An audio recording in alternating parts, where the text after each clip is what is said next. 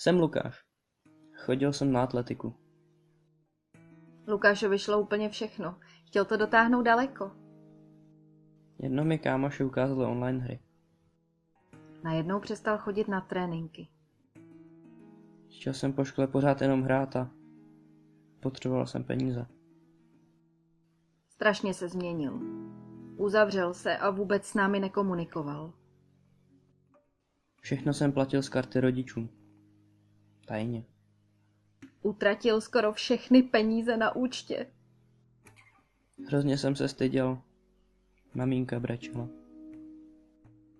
Lidi se na nás koukali jako na špatné rodiče. Musela jsem si vzít půjčku. Nevěděl jsem, co mám dělat.